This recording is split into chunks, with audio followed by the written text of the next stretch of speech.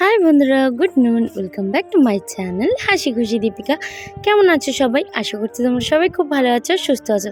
আর আমি এখন কি করতে সেখানে কাজ করছে, বাপের মাথায় প্রথম ট্রাই করছে।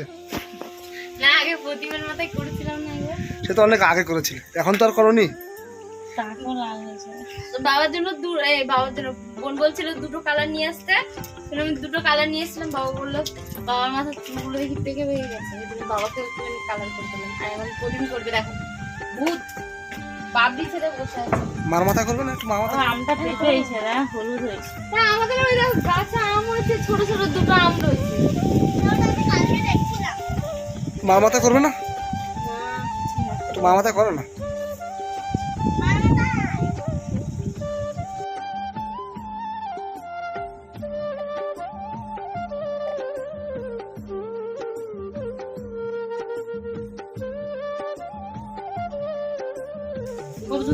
ঠিক আছে, সুন্দর লাগছে।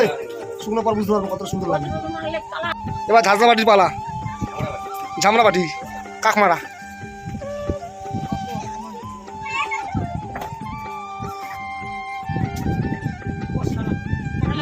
ডালটা হয়নি, গন্ধ হয়নি তো?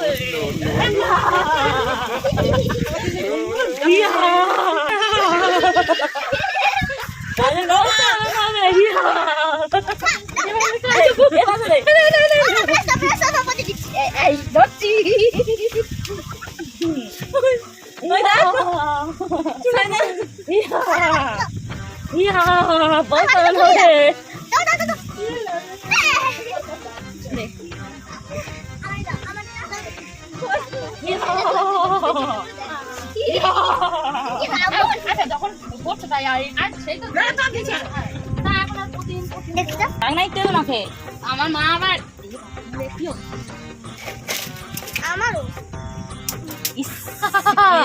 আজ পুরো মন্ডল ফ্যামিলি কালারে কালারে কালার হয়ে গেছে, কালারে কালারে ভরে গেছে। এবার যখন মা যাবে সে কাজে সময় কি রে বসন্তী, আরে এই রাতে মধ্যে কি করে চলে হয়ে গেল? এটা কি করে সম্ভব করলি? অসম্ভব ব্যাপার হয়ে গেল।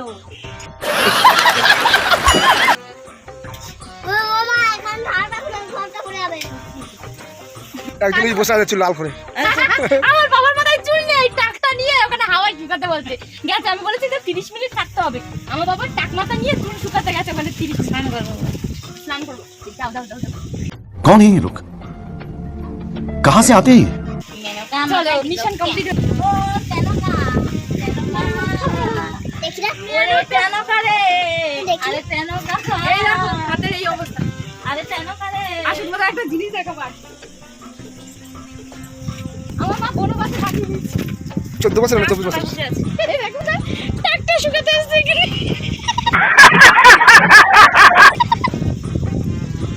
14 বছরের মনে হয় আমার বাবা। আর এখানে শুধু হাওয়া আর হাওয়া। দেখো এই না হলে বাড়ি মেয়ে, ওর ওই ঘরের কাজের কয়েক ফোঁটা ঘাম থাকবে। এতটা মশলা একা মেখে আবার একা একা কয়েক তুলে দিচ্ছে, আর এদিকে আমি বহন করছি। তাকাও দিকে একটু, তাকাও।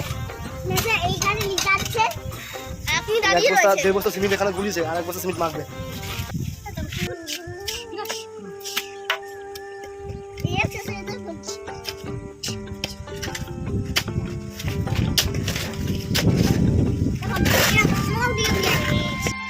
তো আমাদের কোথায় কাজ হচ্ছে চলো তোমাদেরও দেখাচ্ছি। ওই যে দেখো, দেখতে পাচ্ছ? আর এই যে কাজ হচ্ছে,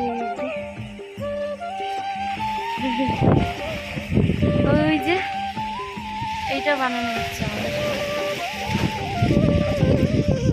মানুষের মানে পরের জায়গার উপরে এত লোভ, সেটা আমাদের সঙ্গে অনবরত আজ 15-17 বছর ধরে সমানে এই ঘটনা ঘটে যাচ্ছে। তো আমাদের ওদিকে কিন্তু অনেকটাই জায়গা আছে, মানে আরও ওই যে তোমরা যে প্লাস্টিক দেওয়া ঘরটা দেখতে পেলে, তো ওই অতদূর আমাদের জায়গা রয়েছে, কিন্তু এখন ঝগড়া অশান্তি করছে বারবার করে ওরা। তো সেই জন্য আমার বাবা মা জায়গাটা ছেড়েই দিয়েছে।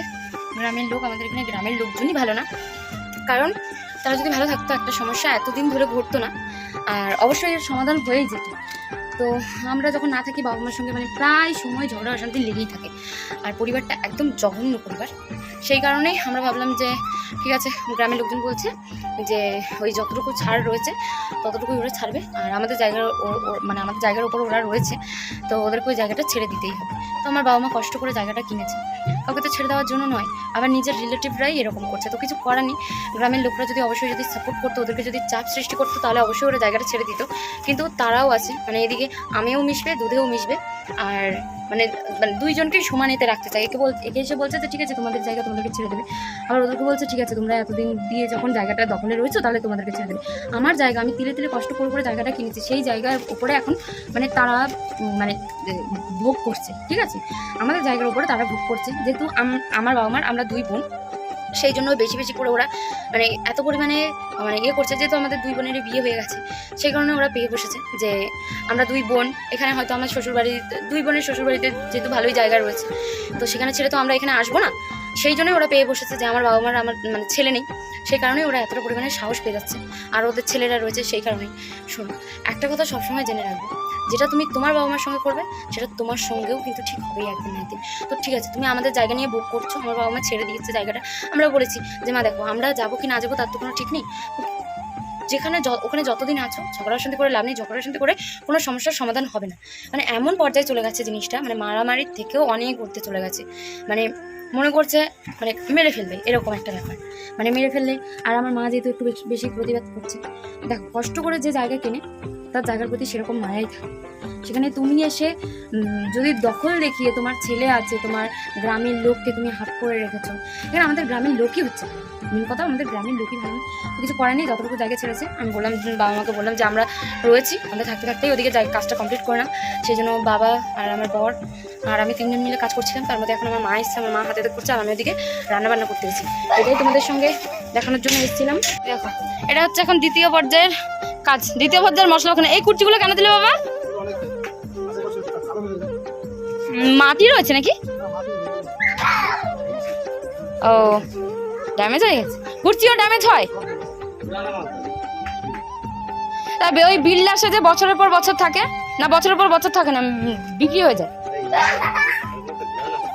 ও আচ্ছা। তো যাই হোক, এখানে আবারও মশলা মাখানো হচ্ছে, এখন মা এসে মা কাজে হেল্প করছে, আর আমি ওদিকে রান্না করছিলাম।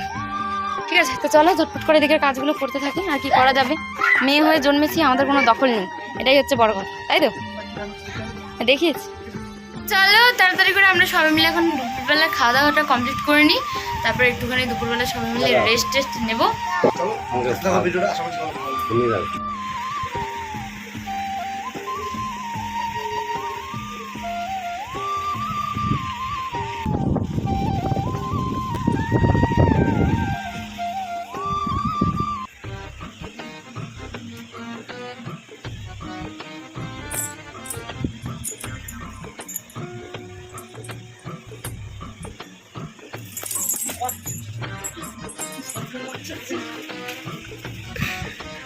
দেখো বন্ধুরা, ঘুম ভাঙিয়ে দিয়েছি,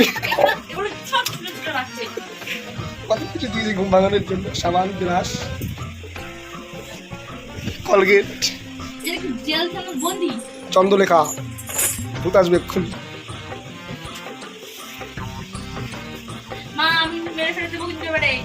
করতে না শোনা, ওঠো, 5টা বাজে গেছে, খিদা পাইছি।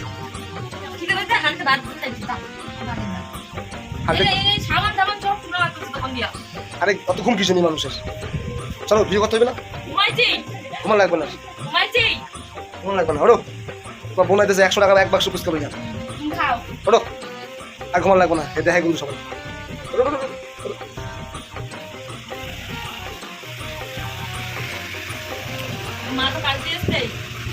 মার ঘুমায় না, 4টে বার ঘুমায় না, এতক্ষণ ঘুমায় না, এতক্ষণ তুমি মাঝি গল্প করছিলাম, বাবার কষ্ট হলে বাবা একটু হাওয়া খাও, প্রকৃতির হাওয়া বাবার পুরো ঠান্ডা হবে না, এই পাকার হাওয়ায় বাবার পুরো ঠান্ডা হবে।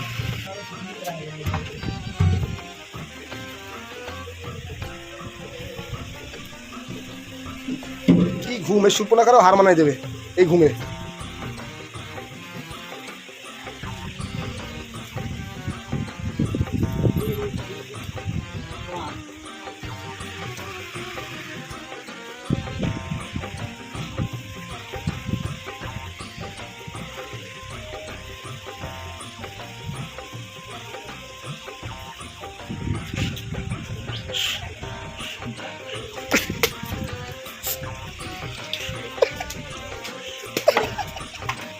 দুপুরবেলা তো খাওয়া দাওয়া করে একটুখানি ঘুমিয়েছিলাম, ঘুমোতে তো দিল না, আমার ঘুমানো ওর সহ্য হলো না, উঠিয়ে দিয়েছে।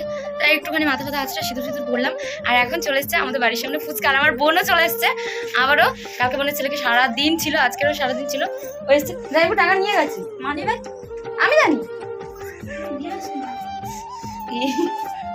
তা আমরা এখন ফুচকা কিনতে যাবো, 100 টাকার ফুচকা খাবো আজকে সবাই মিলে। চলো ফুচকা দোকানে এসছে। তো তোমরা কি ফুচকার দোকান দেবে? দোকান পাতবো, বেচবো ফুচকা 1 টাকা পিস। আমার তো মনে হচ্ছে, এই দেখো হাঁড়িতে ফুচকা 10 টাকা পিস বেচবো ফুচকা। আর এখানে হচ্ছে বাবা গো টক জল, তো টক জল নেই, শুধু লঙ্কা করে দাঁড়িয়ে কে কে খাবে চলে এসো। চলো আজ ফুচকা বেচবো, দোকান দেবো, দেখি কেমন লাভ হয়। আমরা এখন সবাই মিলে খাবো, বড় ছোট সবাই মিলে। আমার ফুচকা খাবো তোমার? হ্যাঁ তো ঝটপট করে ফুচকাগুলোকে ছটাপট করে সাবার করে নি, পরে ফিরে আসছি, ঠিক আছে? নাহলে কিন্তু এই যে 1.5 ইঞ্চি সব শেষ করে দিচ্ছে খেয়ে খেয়ে, ঠিক আছে? তাড়াতাড়ি করে আগে খেতে হবে, তারপরে আসছি। ফুচকা খাওয়া কমপ্লিট হয়ে গেছে, আর ভিডিওটা বেশি বড় করছি না, ভিডিওটা অনেকটাই বড় হয়ে গেছে। আমাদের ব্রিটিশ কটা ফুচকা খেয়েছে জানো? 17টা ফুচকা খেয়েছে ওই ব্রিটিশ। তো আজকের সারাদিনের ভিডিওটা তোমাদের কেমন লাগলো কমেন্ট করে জানিও। যদি ভিডিওটা ভালো লাগে একটা লাইক করো, কমেন্ট করে শেয়ার করো, অবশ্যই আমার চ্যানেলটাকে সাবস্ক্রাইব করে নিয়ে নোটিফিকেশনটাকে অল করে রেখো। তো চলো আজকের মতন টাটা, দেখা হবে পরের ভিডিওতে। ততক্ষণ তোমরা সবাই সুস্থ থাকবে, ভালো থাকবে, আর অল টাইম স্মাইল থাকবে।